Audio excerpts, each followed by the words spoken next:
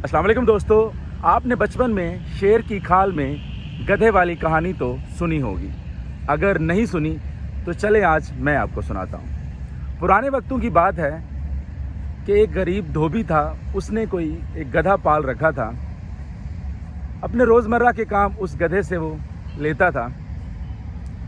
अब धोबी की इनकम इतनी ज़्यादा नहीं थी, वो बमुश्किल से अपना पेट पालता और गधे बेचारे की खुराक भी वो पूरी नहीं कर सकता था। यानी कि गधा बहुत लागर और कमज़ोर हो चुका था और इस बात का धोबी को भी काफ़ी एहसास रहता, लेकिन वो कुछ कर नहीं पा रहा था। एक दिन वो कपड़े लादे गधे पर जंगल के रास्ते से गुज़र रहा था तो उसकी नज़र एक मरे हुए शेर पर पड़ी। उसने उस शेर की खाल उतारी और उस गधे के ऊपर लादी और घर ले आया। घर आकर उस खाल को उसने धोया। धोने के बाद उसके जहन में एक ख्याल आया, एक शैतानी आइडिया आया। उसने जनाब वो खाल अपने गधे को पहना दी और आसपास जो खेत थे वहाँ पे जाके छोड़ दिया। जब किसानों ने वो शेर देखा तो वो सारे डर के भाग गए और शेर जो है वो आराम से वहाँ पे घास शास खाता रहा।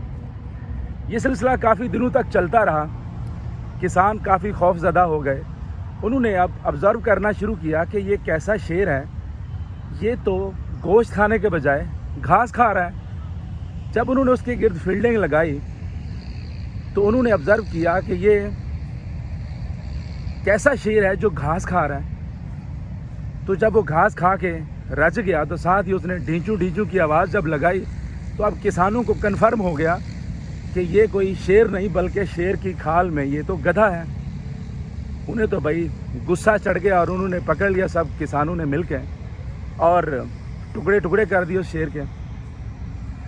अब इस बात की खबर जब धोबी तक पहुंची तो वो डर के मारे चुप करके साइड पे हो गया। उसने कहा अगर मैंने कहा कि ये गधा मेरा है तो इन्होंने मेरे भी टुकड़े टुकड़े कर देने हैं। जी दोस्तों, आपको ये कहानी सुनाने का मकसद ये था कि हमारी ज़िंदगी में भी ऐसे बहुत से शेर की खाल में गधे मिलते हैं जिनका मकसद ये होता है कि गरीबों को डराना, धमकाना, लागर लोगों से अपने मकसद निकलवाने के लिए उन्हें दबा के रखना। अगर यकीन करें इनके सामने थोड़ा सा आप डट जाएं तो ये झाग की तरह फ़ौरन नीचे बैठ जाते हैं। यानी कि वो कुछ कर नहीं पाते। यानी कि सूखी सिर्फ फूंफा ही होती है, बाकी उनके अंदर होता कुछ नहीं है।